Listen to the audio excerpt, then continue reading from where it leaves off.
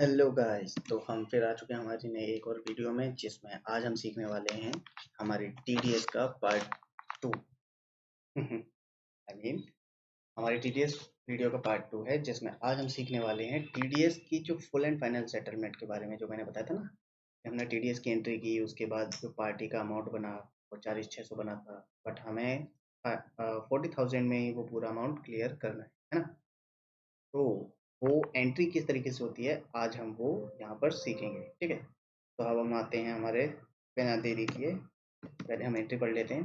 We settled full amount of Delhi animation India private limited and invoice number है DAPL01 इन 40,000।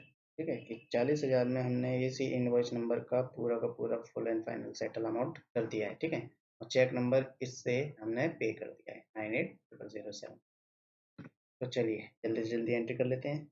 हम जाएंगे सीधा, या फिर हॉट की प्रेस करते हैं वी, ठीक है। वी प्रेस किया, हम अगर एंटर कर चुके हैं वाउचर्स के अंदर। वाउचर्स के अंदर हमारा क्या खुला हुआ है, पेमेंट। तो चलिए सही है, पेमेंट वाउचर खुला है। अगर नहीं खुला होता तो हम F5 प्रेस करते हैं, ठीक है। सिलेक्शन हमारे डेट के ऊपर, जिस डेट में आप एंट्री करोगे, एंटर। फिर उसके बाद डेबिट। डेबिट क्या हो रहा है, हमारे पास तो कोई चीज़ नहीं बढ़ रही है ना। तो हम तो अपने पास कोई चीज़ नहीं बढ़ा रहे हैं, तो इसलिए हम तो नाम अपना लेंगे नहीं, मतलब हमारे पास जो भी चीज़ आती है उसका नाम नहीं लेंगे, लेकिन कोई चीज़ तो बढ़ रही होगी तभी तो डेबिट होगा। तो डेबिट क्या हो रहा है, जो पर्सन के पास हमारे पास से पैसा जा रहा है। पहले हमने जब इससे सर्विस ली थी तो हमने इसका नाम क्रेडिट कर दिया था, तब इसको हमने कम कर दिया था। अब हम क्या करते हैं, इसको पैसा दे रहे हैं, तब इसका नाम बढ़ जाएगा, ठीक है। सिंपल सी बात है। तो हम क्या कर रहे हैं, इसको 40,000 रुपए पे कर रहे हैं, लेकिन हमने यहाँ पे 40,600 लिखा है। ऐसा क्यों, क्योंकि हम 40,600 रुपये क्लियर कर रहे हैं ना इसके। हम 40,600 इसके नाम से हटा देंगे, लेकिन हम पे इसको सिर्फ 40,000 ही करेंगे। अब आप करोगे ये कैसे, तो वो होगा एंटर मारे। एंटर मार के हम आएंगे यहाँ पे अगेंस्ट रेफरेंस। इन दोनों को हम देख लो, आपको ये रेफरेंस मैंने क्यों बनाए थे। अगर मैंने यहाँ पे TDS ना लिखा होता तो आपको पता ही नहीं होता कि ये दो दो क्यों आ रहे हैं, है ना। तो 40,600 आप इनमें से ही ऐड कर देते किसी से में भी। और यही चीज़ कंपनीज में कई बार कंफ्यूजन क्रिएट करती हैं। लोगों को पता नहीं होता कि कौन से अमाउंट से सेटल करना होता है, और वो किसी से भी सेटल करके चलते हैं। तो हमें क्या करना है, ये देखिए, इस अमाउंट को आप वो इस रेफरेंस नंबर को देखिए। इस रेफरेंस नंबर में डिटेल जो दी हुई है 41,300 रुपये दिए हुए है ना। तो आप क्या करोगे, 41,300। अब जहाँ पे ये होता है कि जैसे बंदे एंटर मारते हैं ना, 40,600 ऑटोमेटिकली आ जाता है, तो बंदे खुश हो जाते हैं कि चलो काम हो गया, 40,600 आ गए, इसी से इतना एडजस्ट करके आगे बढ़ते हैं। लेकिन ये गलत है। अगर ऐसा करोगे तो क्या होगा कि बाकी बचे हुए जो इसके 700 रुपये हैं इस एंट्री में, 40,300 के इस रेफरेंस के अगेंस्ट, वो हमेशा ही खड़े दिखाई देंगे। तो ये प्रॉब्लम करती है, तो इसलिए यहाँ पे आप 41,300 ही लिखेंगे, ठीक है। जिससे क्या होगा, इस रेफरेंस के अगेंस्ट जितना भी ये 41,300 खड़ा हुआ है वो पूरा का पूरा सेटल हो जाएगा। फिर आप आए अगेंस्ट रेफरेंस, और अब आप यहाँ पे आके देखोगे तो DAPL TDS वाला बचा है, इसको भी आप ले लोगे। अब देखो वो TDS डेबिट था, सॉरी क्रेडिट था उस टाइम, तो इसको डेबिट साइड में डाल दिया। ये हमारा डेबिट साइड में था, इसको क्रेडिट साइड। ये आपस में प्लस माइनस होके 40,600 ही बनेगा, ठीक है। आपका अमाउंट टोटल हो गया 40,600, एंटर। फिर उसके बाद क्रेडिट क्या हो रहा है, हम क्या दे रहे हैं। अब देखो यहाँ पे जो चीज़ आप दोगे, ठीक है, जो चीज़ क्रेडिट करोगे वो आप इसको दे रहे हो। तो हमने ले लिया कि हम चेक से पेमेंट कर रहे हैं ना, तो हमने बैंक अकाउंट ले लिया कि हम इसको क्या कर रहे हैं, 40,000 रुपये चेक से दे रहे हैं। डाल दिया। चेक नंबर क्या है हमारा, 98,007 98,007। डन। Enter enter enter. ये लीजिए। अब पूछ रहा है क्रेडिट, ये जो 600 रुपये हैं वो किस में जाएंगे। तो 600 रुपये क्या है, हमें एक तरीके से डिस्काउंट मिला है ना। तो हमने क्या कर लिया, डिस्काउंट रिसीव्ड के नाम से एक लेजर बना लिया। कंट्रोल एंटर करके आप डिटेल देख सकते हो, ये इनडायरेक्ट इनकम में जाएगा, ठीक है। और GST वगैरह कुछ भी इसमें यस नहीं होगा, ठीक है। तो हम इसको ऐसे ही नॉर्मली सेव कर लेंगे। डन। ये लो, आपके 600 रुपये डिस्काउंट रिसीव में आ गए। मतलब आपको डिस्काउंट रिसीव अभी तक कितना हुआ है, 600 रुपये हुआ है। ये आपकी इनकम होगी। और यहाँ पे आप डिटेल डाल दोगे, being full amount settled against INV number DAPL 01। और डिटेल डालना चाहो कि आपने क्या क्या किया है तो वो भी डाल सकते हो।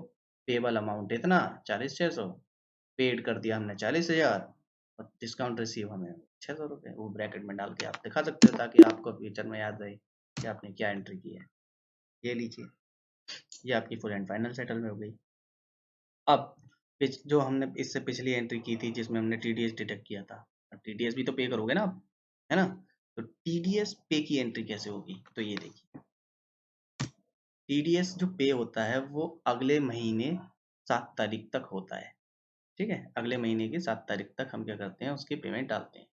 तो हम क्या करेंगे, यहाँ पे गए, यहाँ पे आप क्या करोगे, हमने TDS को क्या है क्रेडिट किया था जिस टाइम हमने TDS डिडक्ट किया था, तो अब हम क्या कर देंगे, TDS को दोबारा बढ़ा देंगे। हमने कितना लिया था ये देखिए, आपको पूरी डिटेल यहाँ पे शो हो रही होगी। डेबिट में हमने TDS लिया, TDS के अंदर ये पूरा का पूरा चार्ट आया, आप अगेंस्ट रेफरेंस में ले लोगे इस पूरे चार्ट को, एंटर करोगे और ये लीजिए आपकी पूरी डिटेल आ गई। एंड ऑफ लिस्ट 700 रुपये आपको पे करने हैं। किससे करने हैं आपको, वो आप यहाँ पे डाल सकते हो। ठीक है, आप ऑल्ट जे करके भी यहाँ पे डिटेल फिल कर सकते हो कि आपका ये जो पेमेंट है वो किस टाइप का है। लेकिन ये हमारा रिवर्स चार्ज से रिलेटेड नहीं है तो हम यहाँ नहीं जाएंगे, ये जब GST हम यूज़ करते हैं ना तब आता है। ठीक है, तो ये लीजिए, क्रेडिट में क्या जाएगा, हमारा बैंक का नाम जिससे हम पे कर रहे हैं। ठीक है, 700 रुपये हम पे कर रहे हैं।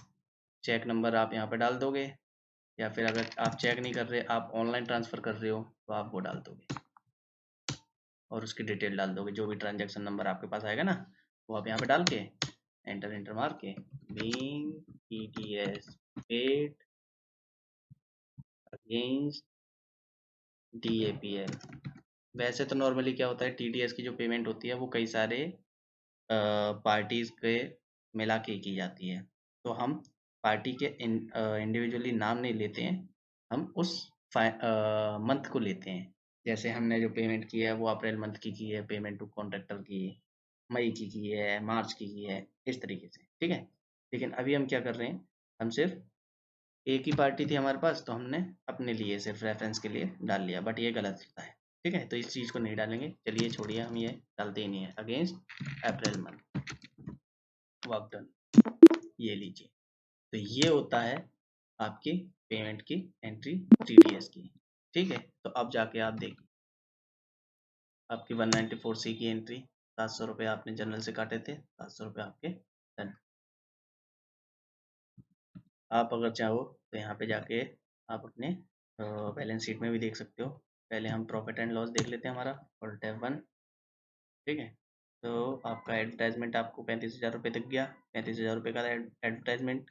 ठीक है, ये आपके 600 रुपये डिस्काउंट के आ गए जो आपने कमाए हैं।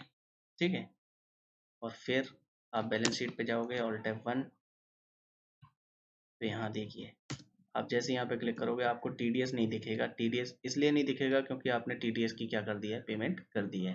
जो चीज़ यहाँ पे अवेलेबल है सिर्फ वही दिखाई देती है बैलेंस शीट में। ठीक है, जो जो चीज़ें हमारे पास बचती हैं, तो ये सारी चीज़ें आपकी बची हुई हैं।